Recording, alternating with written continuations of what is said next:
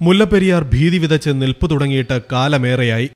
കാലപ്പഴക്കം കൊണ്ട് തകരാറായ അണക്കെട്ട് ഭീഷണി ഉയർത്തുന്നത് കേരളത്തിലെ ഏകദേശം 35 ലക്ഷം ജനങ്ങൾ കാണുന്നത് കേവലം ഒരു സംസ്ഥാനത്തിന്റെ മാത്രം പ്രശ്നമായി കാണാൻ ആർക്കാണ് സാധിക്കുക? കേരളവും തമിഴ്നാടും ഒരുപോലെ ആശ്രയിക്കുന്ന ചുരുക്കം അണക്കെട്ടുകളിൽ പ്രധാനപ്പെട്ടതാണ് മുല്ലപ്പെരിയാർ. 125 വർഷം മുമ്പുണ്ടാക്കിയ 999 വർഷത്തെ കരാറിന്മേലാണ് അണക്കെട്ടിലെ ജലം തമിഴ്നാടിന് നൽകി തുടങ്ങിയത്. മുല്ലപ്പെരിയാറിനെ മാത്രം ആശ്രയിച്ച് ജലസമൃദ്ധമായ തമിഴ്നാടൻ ഗ്രാമങ്ങൾക്ക് മുല്ലപ്പെരിയാറിൽ നിന്ന് വെള്ളം ലഭിച്ചില്ലെങ്കിൽ വെറും മരുഭൂമികളാകും എന്നതാണ് തമിഴ്നാടിനെ മുല്ലപ്പെരിയാറിൽ പ്രതിരോധത്തിലാക്കുന്നത്. ഈ ഡാമിന്റെ സമീപ പ്രദേശങ്ങളിൽ കഴിഞ്ഞ ഒരു വർഷത്തിനിടെയുണ്ടായ 20ഓളം ഭൂകമ്പങ്ങൾ അക്ഷരാർത്ഥത്തിൽ വിറപ്പിച്ചത് അണക്കെട്ടിനെ മാത്രമല്ല, മറിച്ച് ഇടുക്കി, എറണാകുളം, ആലപ്പുഴ, കോട്ടയം ജില്ലകളിലായി ജീവിക്കുന്ന 35 ലക്ഷത്തോളം ജനങ്ങളെയാണ് എന്നതാണ് യാഥാർത്ഥ്യം. കാലപ്പഴക്കം കൊണ്ട് തകരാറായ അണക്കെട്ടിന് 6.5 തീവ്രതയുള്ള ഒരു ഭൂകമ്പത്തെ അതിജീവിക്കാനുള്ള ശേഷി ഇനിയുണ്ടാകില്ല എന്നാണ് റൂർക്കി IITയിലെ വിദഗ്ധർ വിലയിരുത്തുന്നത്. ജൂലൈ 26 ശേഷം തുടർച്ചയായി 20 ഭൂചലനങ്ങൾ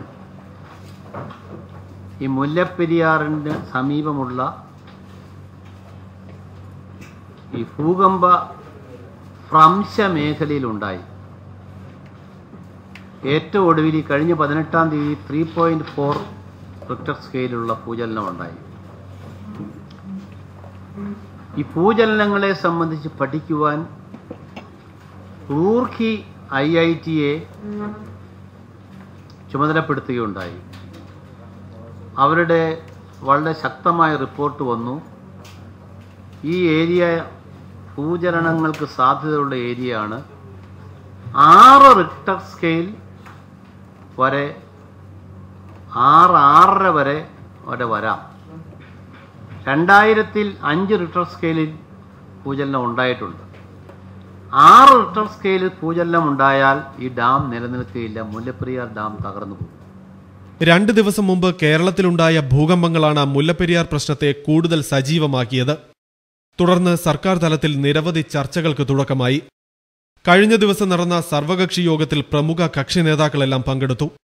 മുല്ലപ്പെരിയാറിലെ ജലനിരപ്പ് 136 അടിയിൽ നിന്ന് 120 അടിയാക്കണമെന്ന ആവശ്യവുമായി കേന്ദ്രത്തെ സമീപിക്കാൻ ഭരണ പ്രതിപക്ഷ ഭേദമന്യേ തീരുമാനിച്ചു. സർവകക്ഷി യോഗത്തിൽ ഈ ഡാം സുരക്ഷിതമല്ല എന്നുള്ള കാര്യത്തിൽ എല്ലാവരും എഗ്രി ചെയ്യുന്നു. പുതിയൊരു ഡാം നിർമ്മിക്കണമെന്നുള്ള കാര്യത്തിലും എല്ലാവരും എഗ്രി ചെയ്യുന്നു. അതിനെ ഒട്ടും താമസിപ്പിക്കാൻ പാടില്ല. ഈ വാട്ടർ ലെവല് താഴ്ത്തണമെന്നുള്ള ആ കാര്യവും ഇവിടെ ചർച്ച ചെയ്തു. ഭൂചലനം കൊണ്ട് ഉണ്ടായിട്ടുള്ള ദൗർബല്യം അത് വളരെ സീരിയസ് ആയിട്ട് എടുക്കണമെന്ന് അഖിലകക്ഷി എല്ലാവരും ഒരേ സ്വരത്തിൽ അഭിപ്രായം പറഞ്ഞു.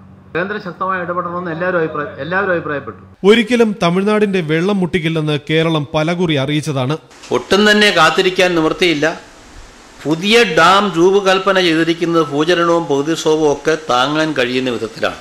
പുതിയ ഡാം തീർക്കുന്നത് കൊണ്ട് തമിഴ്നാടിന് യാതൊരുവിധ കുറവുകളും ഉണ്ടാകില്ല. കേരളത്തിലെ 30 ലക്ഷം ജനങ്ങളുടെ ജീവനെയും സ്വത്തിനെയും ബാധിക്കുന്ന ഒരു വലിയ പ്രശ്നമാണെന്നുള്ളതുകൊണ്ട് തമിഴ്നാട് ഈ കാര്യത്തിൽ ഒരു വിട്ടുവീഴ്ച കാണിക്കണം. ജനങ്ങളുടെ ജീവനെ ബാധിക്കുന്ന പ്രശ്നമാണ്. എന്നാൽ പൊതുവെ ജലലഭ്യത കുറഞ്ഞ തമിഴ്നാട്ടിൽ ഭരണാധികാരികൾക്കും ഈ പ്രശ്നത്തിൽ പുതിയ അണക്കെട്ടിനെ പിന്തുണയ്ക്കാൻ കഴിയില്ല. കാരണം ഇതൊരു അഭിമാന പോരാട്ടമായാണ് തമിഴ് ജനത കണക്കാക്കുന്നത് എന്നത് തന്നെ. മുല്ലപ്പെരിയാർ അണക്കെട്ട് ഇന്നൊരു ജലബോംബായാണ് വിദഗ്ധർ കണക്കാക്കുന്നത്. കാരണം ജപ്പാനിൽ വർഷിച്ച അണുബോംബ് വരുത്തിയതിനേക്കാൾ 10 മടങ്ങ് നശീകരണ ശേഷിയാണ് ഈ അണക്കെട്ട് പൊട്ടിയാൽ ഉണ്ടാകുന്ന നാശത്തെക്കുറിച്ച് കണക്കാക്കുന്നത്.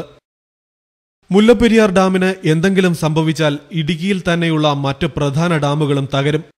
മുല്ലപ്പെരിയാറിൽ നിന്ന് പൊട്ടിയൊലിച്ചു വരുന്ന വെള്ളത്തെ താങ്ങാൻ ഇടുക്കി, കുളമാവ്, ചെറുതോണി അണക്കെട്ടുകൾക്കും ശേഷിയില്ല. ഇങ്ങനെ സംഭവിച്ചാൽ ഇടുക്കി, കോട്ടയം ജില്ലകൾ പൂർണ്ണമായും ഒലിച്ചുപോകും. എറണാകുളം ദിവസങ്ങളോളം വെള്ളത്തിനടിയിലാകും. ആലപ്പുഴയും ഏറെക്കുറെ നശിക്കും. ഇടുക്കി അണക്കെട്ട് തകർന്നാൽ ജലവൈദ്യുതിയെ മാത്രം ആശ്രയിച്ച് മുന്നോട്ടു പോകുന്ന കേരളം പൂർണ്ണമായും ഇരുട്ടിലേക്ക് മറയും. അതുമാത്രമല്ല, കേരളത്തിലെ ലക്ഷക്കണക്കിന് ജനങ്ങൾ വെള്ളം കുടിച്ചും തമിഴ്നാട്ടിലെ ലക്ഷക്കണക്കിന് പേർ വെള്ളം കിട്ടാതെയും മരിക്കും. ഈ വലിയ ദുരന്തത്തെ ഒഴിവാക്കാൻ ഇരു സംസ്ഥാനങ്ങളും ഒന്നിച്ചു പോകേണ്ടത് ആവശ്യമാണ്. വൈകാരികമായ പ്രതികരണങ്ങളല്ല, മറിച്ച് വിവേകപൂർണമായ നിലപാടുകളാണ് ഈ പ്രശ്നത്തിൽ നമുക്കാവശ്യം. ഇങ്ങനെ ഉണ്ടായാൽ തമിഴ്നാട്ടുകാർക്ക് ജീവജലവും കേരളീയർക്ക് സുരക്ഷിതമായ ജീവിതവും സമ്മാനിക്കാൻ ഈ ഭരണാധികാരികൾക്ക് കഴിഞ്ഞെന്ന് പിൻതലമുറ പറയും.